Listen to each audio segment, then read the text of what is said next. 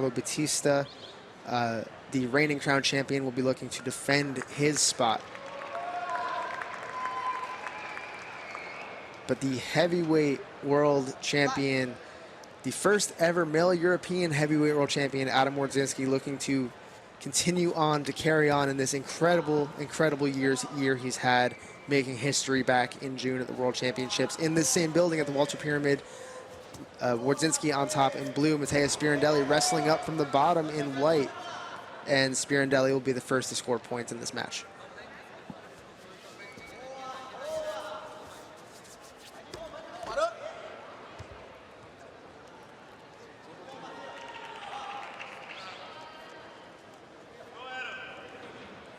Let's see how they reset them, whether it's going to be from the feet or in the guard. A great strategy by Spira there to collect the 2 on the sweep and then get right back to his guard for an opportunity to score 2 more.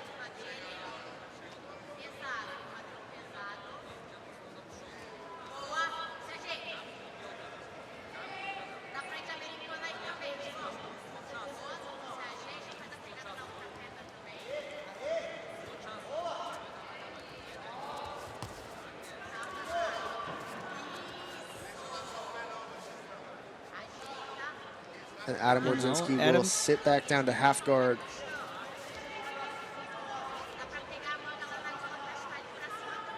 Adam did the same thing. He was the one pulling now, standing and pulling. You know, a lot of people talk about Adam Wardzinski's butterfly guard, and for good reason. He's got one of the best butterfly guards in the world, but I don't think enough credit is given to his half guard. He's got a phenomenal half guard, isn't that right, Kyle? Yeah, but it's more. Look at his sweep coming up on the single. But I would say it's more like a half butterfly. You know, he places in half guard, but then he allows the person to apply weight, and then he switches the shin shield for the butterfly.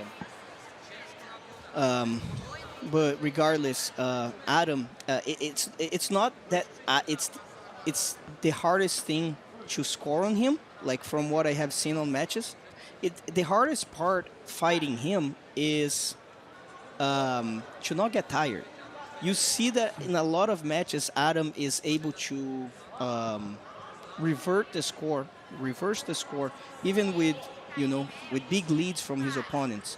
So I think that Matheus can continue to be aggressive, but he also has to be careful to not wear himself down, you know?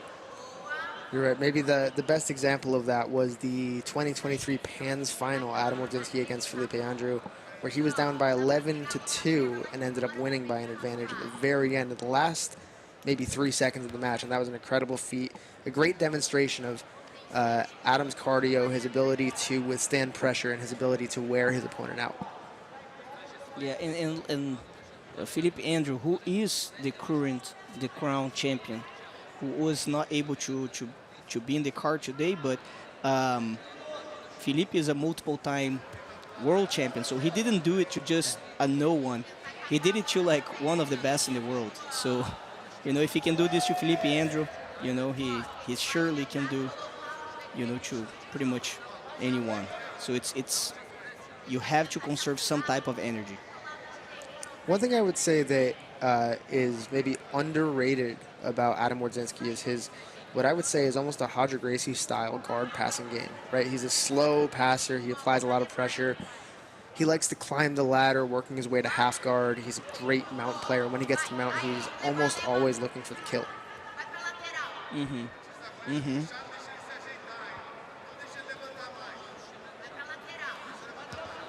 I agree, but I would say that Adam style of passing, it does put more like wear down on on your legs and even on the arms. Roger is more like he controls you so much. He controls your hips so much that you waste energy like with your whole body. Not just particularly with your legs or, maybe with your arms. Adam is like putting pressure on the legs, then on the arms. Roger is like your whole body's completely trapped. Roger is truly you know, possibly the GOAT. Tough to compare to the greatest of all time. Yeah, But yeah. Spirandeli is coming from that Alliance Sao Paulo, Alliance HQ camp. These guys are great at just weathering the storm, staying in the fight. They have phenomenal cardio from blue belt all the way up to the highest levels of black belt. And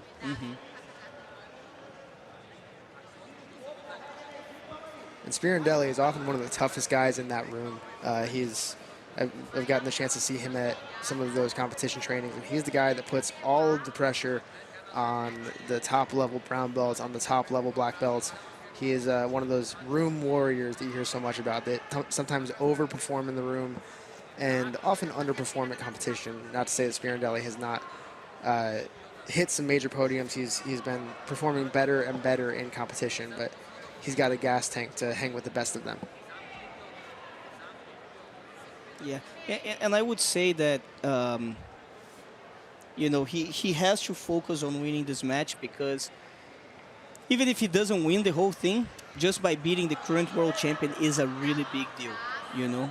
So I think he, you know, for Matheus, I think his goal should be, you know, focusing on winning match by match, you know, not even the whole thing, but winning this would probably already give him the confidence that he can do it all, you know.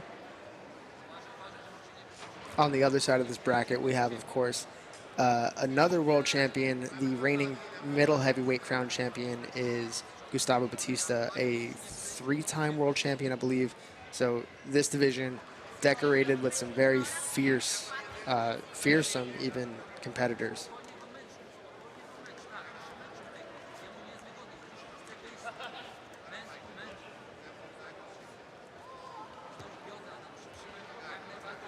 And there again is that leg weave, that arm weave style pass from Adam Wardzinski, continuing to put pressure on Spirandeli's legs. Spirandeli once again recovers, and this time is going to look to set up 50-50. And he's good at it. He's good at 50-50, but wow, what a leg pummel by Adam. Look at this, always keeping his knee out. Beautiful. That's a long It's leg so to keep nice. outside of 50-50. Yeah, a knee. He's really doing an outstanding job. And it will allow him to actually attack from it, whether it's the arm lock or, you know, a guard pass or even a back take. Wardzinski But building up look to that how left beautiful leg. this is actually really nice. It's really, the style that he's playing right now, it's really nice. It's really effective. Really using his range to keep Spirandeli away. Spirandeli clearly looking to get back to that 50-50 position. It looks like he sees some promise there. But you're right, Kyle. Adam doing a great job of keeping his leg free and going to use it to apply some pressure yet again to Spirandeli. This time he has the underhook and the head control.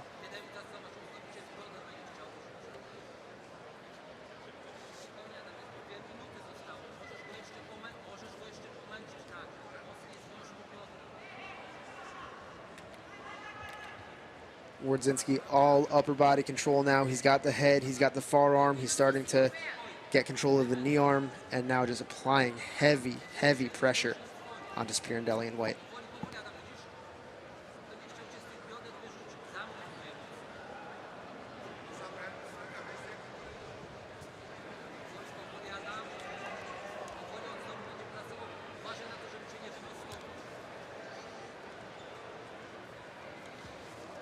.90 seconds remaining here in this heavyweight bout, and it looks like Adam Wardzinski is going to secure these pass points.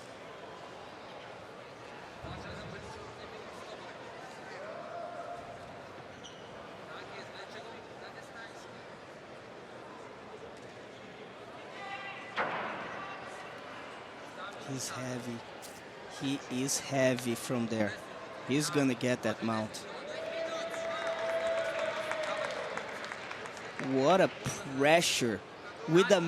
After 9 minutes, putting that much pressure, man, it must be horrible to be on the bottom right now. And this is what you were talking about before, Kyle, that Adam is just so good at keeping the pressure, keeping the fight, wearing his partner, his opponent down, and just kind of taking control of the pace. Yep. Yep. And Matheus' legs must be exhausted because you can see that he still used the arms to get him off, but the legs are probably dead at this point. And that's the thing with guys like Adam, like Roger. At some point, fighting this type of guys, you know, you just wish to be submitted. You know, it's your wish. Okay, let me get out of this match. You know. You know what I'm really impressed with here is how flat Adam is able to make himself. If you look at his back and his hips and his head, everything's in a straight line. He's smashing the hips down, and he's going to carry his way to victory. A 9-2 lead for Adam Wardzinski over Matheus Spirandeli. Adam will advance to the men's heavyweight semifinal coming up later today. Up next, though, we will see Orlando Montero versus Paulo Merlin here on mat 1, the other side of the other quarterfinal of that heavyweight bracket.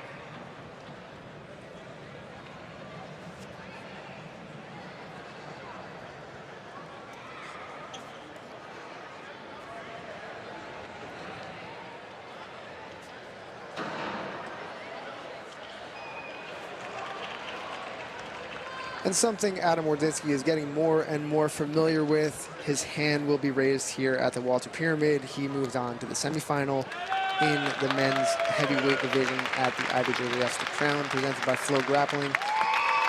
We're going to take a look.